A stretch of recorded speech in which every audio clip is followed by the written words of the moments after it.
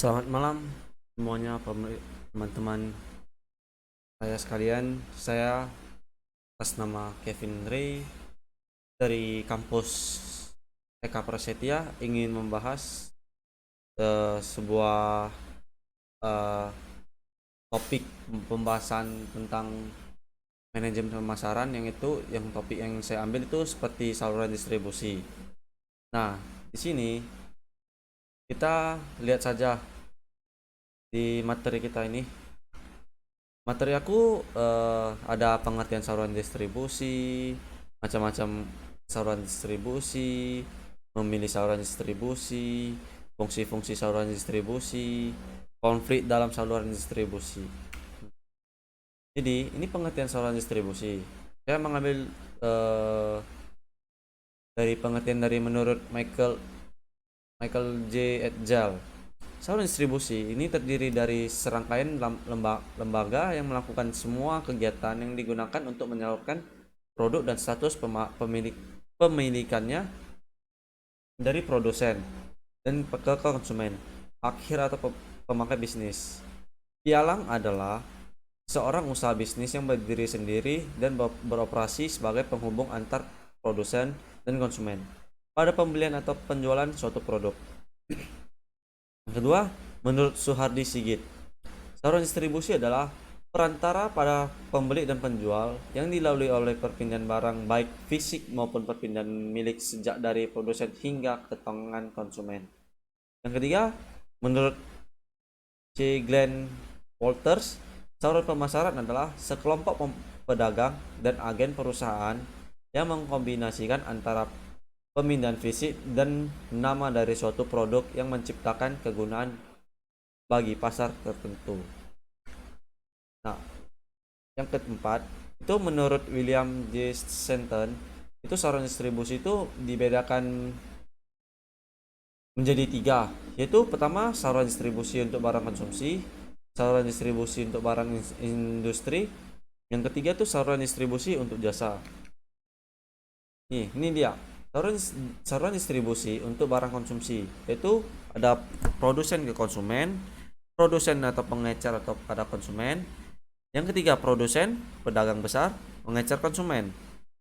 Yang keempat, produsen pada agen, terus dari agen pada pengecer, dan pada pengecer itu pada konsumen. Oke. Yang kelima itu produsen, agen, pedagang besar, pengecer pada konsumen. Pengecer itu apa? Pengecer itu seperti distributor. Jadi itu pada pertama kita jelasin dulu. Produsen pada konsumen itu seperti yang membuat barang itu, yang menghasilkan barang langsung menjualkan barang itu produknya kepada konsumen. Kalau produsen, pengecer atau distributor pada konsumen, itu produsen itu menjual barang itu pada distributor, dan distributor itu menjual barangnya kepada konsumen. Yang ketiga itu produsen, pedagang besar, pengecer, dan konsumen. Produsen itu yang memproduksi barang, terus yang produsen ini menjual barangnya ke pedagang besar. Pedagang besar itu seperti contohnya itu perusahaan tekstil. Oke, dari perusahaan ini orang itu menjual barang itu pada distributor untuk menyalurkan barang yang dijual mereka. Nah, dari distributor ini orang itu menjual barang pada konsumen. Yang keempat itu produsen, agen, pengecer, dan konsumen. Produsen itu menjual barang pada agen. Agen itu seperti apa? Ya, seperti agen itu seperti langganan kita yang menjual barang yang diperjualbelikan pada produsen pada agennya. Dan agen itu menjual kepada siapa? Ya pada distributor. Dan terus distributor itu menjual kepada siapa? Ya menjual kepada konsumen. Yang kelima, produsen, agen, pedagang besar, pengecer, dan konsumen. Produsen itu menjual barang pada agen. Nah, setelah barangnya sudah mencapai di tangan agen itu menjual barangnya lagi ke pedagang besar. Setelah barangnya sudah di tangan pedagang besar, itu barangnya diolah lagi. Nah, dan nilai harganya pasti kan berbeda. Nah, terus pedagang besar ini menjual barang ke distributor. Nah, distributor ini pasti kan harus mendapatkan keuntungan. Nah, dari distributor ini distributor menaikkan harga pada konsumen. Jadi harga yang kita beli di setiap hari yang kita beli itu kan udah harga dari distributor. Kita kan tidak dapat harga itu dari produsen yang memproduksi suatu barang. Oke.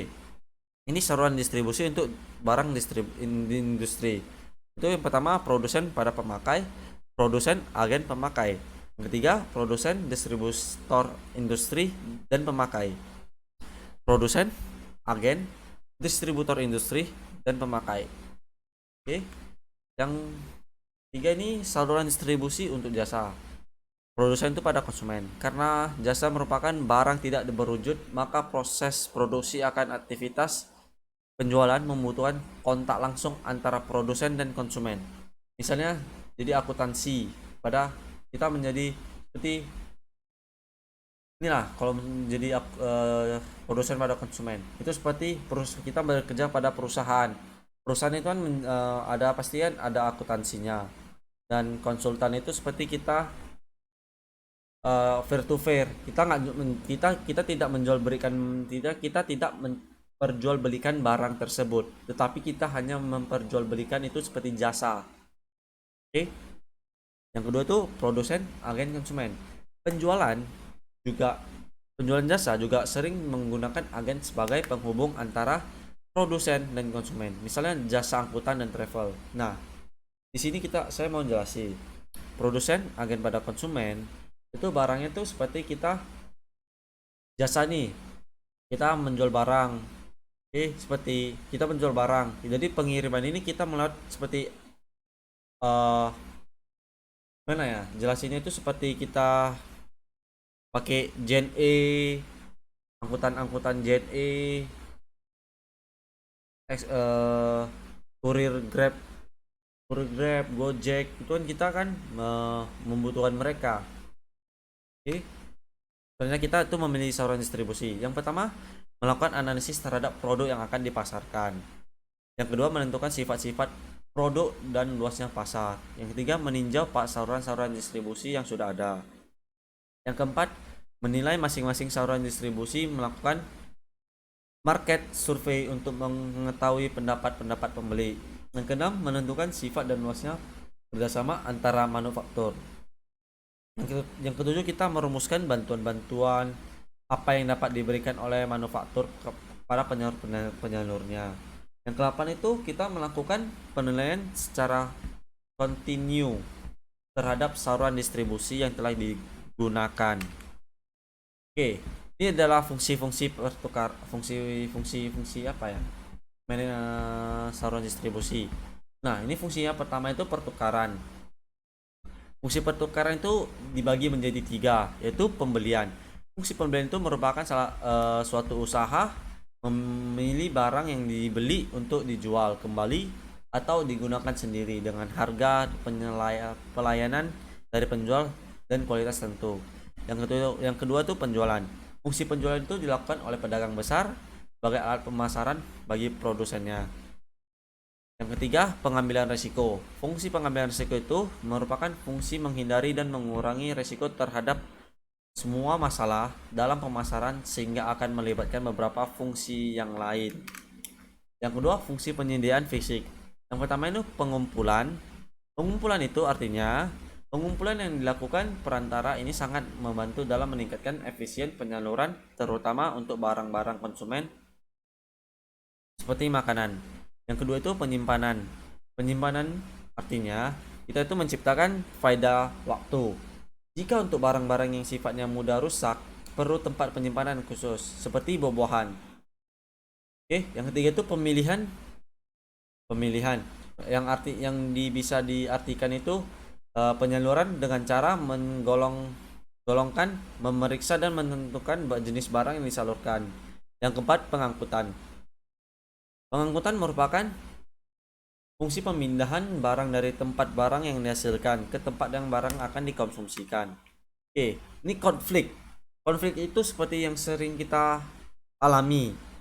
Ini konflik dalam saluran distribusi. Salah satunya penyebab konflik adalah faktor kepentingan bisnis. Menurut Bruce Walker, jenis konflik dalam saluran distribusi ada 2, yaitu konflik horizontal dan konflik vertikal. Konflik horizontal itu menunjukkan konflik yang terjadi antara perantara pada tingkat distribusi yang sama. Misalnya, supermarket sekarang menjual alat-alat kecantikan, obat-obatan, pakaian, majalah, dan berbagai macam makanan lainnya. Akibatnya, para pengecer lainnya menjadi terjepit sehingga timbulnya konflik yang diinginkan. Oke, ini yang konflik vertikal. Konflik vertikal ini dapat terjadi antara produsen dengan pedagang besar. Menghadapi pedagang besar ini, produsen dihadapkan dua pilihan, yaitu pertama menjual langsung pada konsumen atau menjual langsung pada pengecer. Yang kedua, produsen dengan pengecer. Konflik ini timbul karena kedua merasa berkepentingan dan mempunyai senjata dalam menyalurkan barang-barang yang ke konsumen akhir. Oke, ini sekian presentasi saya dari. Mohon maaf jika ada perkataan saya yang kurang jelas atau ada perkataan saya yang tidak enak di dalam hati kalian. Saya mohon maaf. Sekian dan terima kasih.